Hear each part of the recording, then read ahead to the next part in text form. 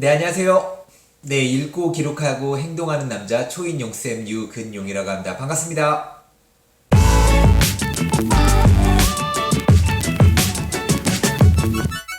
네, 오늘 주제는요, 기회의 문이 열린다 라는 주제로 한번 영상을 올려보도록 하겠습니다. 행동심리학자 스키너는 행동주의 이론을 통해 보상이 인간의 행동 형성에 큰 영향을 미친다고 이야기했습니다. 어떤 일을 할 때 긍정적인 강화로 보상을 하면 더 열심히 해낸다는 것이죠. 물질적 보상이든 심리적 보상이든 인간은 보상 없이는 쉽게 움직이지 않습니다. 우리는 여러 가지 핑계를 대며 쉽게 게을러지고 실패를 또 지나치게 두려워해서 시도조차 하지 않기도 하며 때로 자신을 믿지 않아 해내지 못할 때도 있습니다. 그래서 해내기 힘든 일을 했을 때일수록 작은 보상은 큰 힘이 되죠. 크고 작은 보상들은 하기 싫은 일을 바로 실행할 수 있도록 내적 동기를 강화하기 때문입니다. 그리고 그 보상은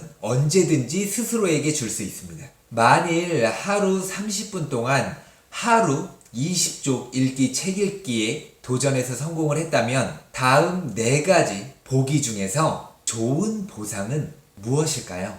첫째, 돈 30만원 마음껏 쓰기. 둘째, 일주일간 마음껏 놀기. 셋째, 잘했다고 스스로에게 칭찬하기.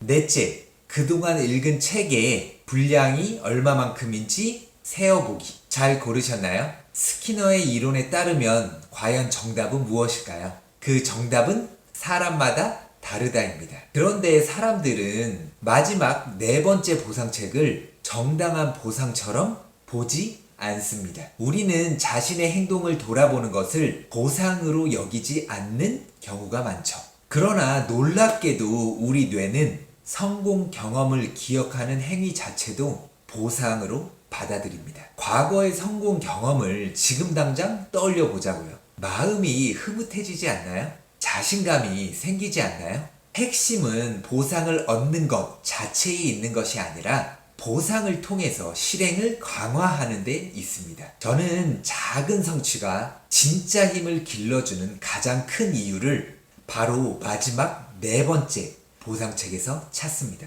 군대에 있을 때부터 저는 그날 제가 했던 도전들을 생각해보고 노트에 정리하는 습관을 들였습니다. 노트 정리는 군대에서 수양록을 반드시 써야 했기 때문에 시작했던 것인데 적다 보면 참 뿌듯했습니다. 때로는 아무것도 하지 않고 하루를 마무리했었던 적도 있었는데요. 그러면 하루를 마무리할 때 아무것도 적을 게 없음을 알고는 마음이 무거워지곤 했었죠. 오늘을 나태하게 보낸 것 같아서 화도 나는 동시에 불안감이 밀려왔습니다. 잠자리에 들기 전 노트에 오늘의 작은 성취를 기록하는 습관을 꼭 들여보세요. 그 과정을 통해 자연스럽게 하루를 매듭짓게 됩니다. 매듭은 실행하는 데 있어 중요한 역할을 합니다. 매듭을 짓지 않으면 마음이 개운치 못하고 내일 일정에도 영향을 미치기 때문이죠. 무엇보다 작은 도전들을 명확하게 정리하는 일은